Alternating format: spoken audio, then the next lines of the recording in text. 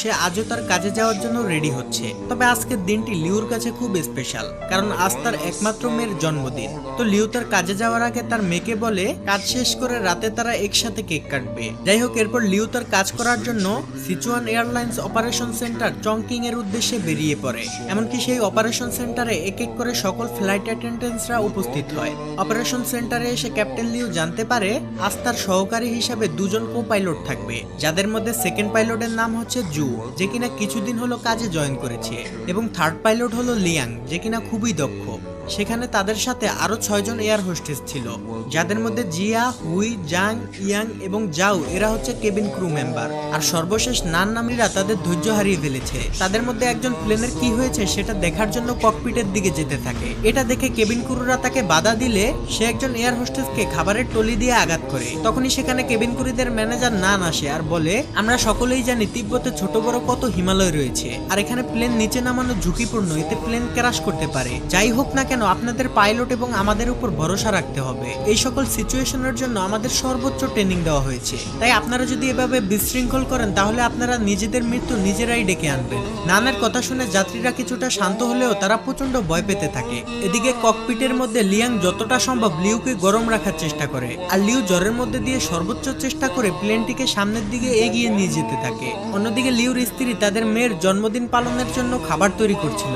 তখনই তাকে কেউ একজন ফোন করে লিউর বিপদের কথা জানায়। ফলে সে আতঙ্কিত না হয়ে তার মেয়েকে সান্ত্বনা দিতে থাকে, কারণ তার অগাধ বিশ্বাস তার স্বামী প্লেনটিকে সঠিকভাবে ল্যান্ড করাতে পারবে। এদিকে লিউ প্লেনের ভিতরে আস্তে আস্তে অজ্ঞান হয়ে যেতে থাকে।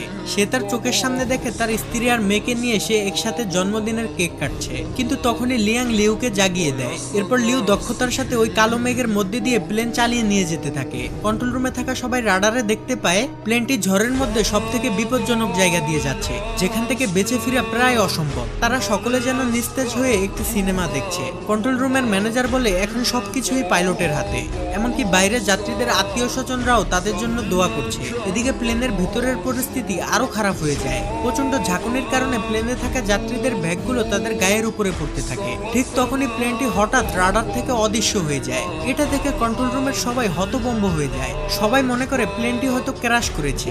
সবাই প্রচন্ড ভেঙে পড়ে। কন্ট্রোল রুম থেকে তাদের সাথে যোগাযোগ করার জন্য সর্বোচ্চ চেষ্টা করে, কিন্তু এতে কোনো লাভ হয় না। তারা সকলেই বুঝে যায় প্লেনের ভিতরে হয়তো আর কেউই বেঁচে নেই। কিন্তু না, অলৌকিকভাবে যাত্রীরা তখনও জীবিত ছিল এবং প্লেনটিও চলছিল। ঝড়ের ভিতরে কিছু না দেখতে পেয়ে লিউ মনে করে প্লেন হয়তো পাহাড়ের সাথে ধাক্কা খাবে, তাই সে লিভার টেনে প্লেনটিকে আরো উঁচুতে নিয়ে যায়। এতে প্লেনের ভিতরের ঝাঁকুনি বেড়ে পরিস্থিতি আরো খারাপের দিকে যেতে থাকে।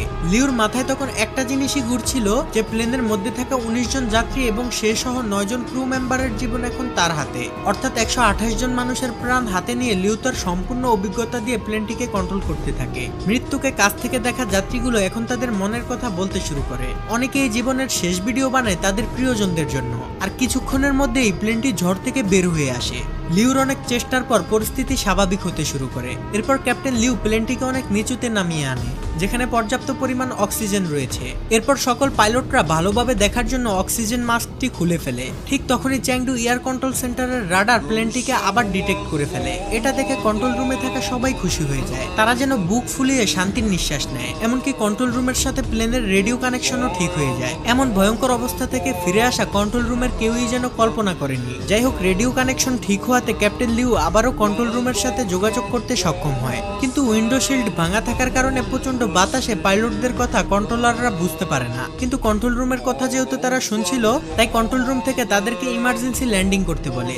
সাথে সাথে ক্যাপ্টেন লিউ ল্যান্ডিং গিয়ার চালু করে দেয়। আর এই সিগন্যাল পেয়ে কেবিন ক্রুদের ম্যানেজার নান যাত্রীদেরকে ইমার্জেন্সি ক্র্যাশ ল্যান্ডিং এর জন্য প্রস্তুতি নিতে বলে। অন্যদিকে প্লেন প্রচন্ড গতিতে রানওয়ের দিকে যেতে থাকে। আর এই টান টান উত্তেজনাপূর্ণ ফুটেজ ধারণ করে চ্যাংডুর গণমাধ্যম কর্মীরা। এদিকে প্লেনের ভিতরে যাত্রীরা ইমার্জেন্সি ল্যান্ডিং এর জন্য প্রস্তুতি নিয়ে নেয়। তারা মনে মনে দোয়া প্রার্থনা করতে থাকে। অন্যদিকে fire service, medical team, air traffic control সহ সবাই প্রস্তুত হয়ে যায়। ক্যাপ্টেন লিউ তার কোপাইলট জু আর লিয়াংকে নিয়ে কোনো ধরনের ঝামেলা ছাড়াই মাটি স্পর্শ করে। কিন্তু বিপদ তখনও কাটেনি, কারণ চ্যাংডু এয়ারপোর্টের রানওয়ে ছিল খুবই ছোট আর প্লেনের গতি ছিল অনেক বেশি। ক্যাপ্টেন লিউ ইঞ্জিনের থ্রাস্ট কমানোর জন্য লিভার টান দিলে দেখে ইঞ্জিন স্লো করার লিভারটি লক হয়ে গিয়েছে। তাই প্লেন প্রচন্ড গতি নিয়ে সামনে সামনের দিকে এগিয়ে যেতে থাকে। এটা দেখে সেকেন্ড পাইলট জু লেগ ব্রেক দিয়ে প্লেনটিকে থামানোর চেষ্টা করে, কিন্তু অতিরিক্ত ব্রেকের প্রেসারে প্লেনের একটি চাকা ফেটে যায়। এটা দেখে কন্ট্রোল রুমের সবাই ভয় পেয়ে যায়। জু তার সর্বোচ্চ শক্তি দিয়ে লেগ ব্রেক চেপে ধরে, কিন্তু এতে খুব বেশি একটা কাজ হচ্ছিল না। এদিকে রানওয়ে প্রায় শেষ হতে চলেছে,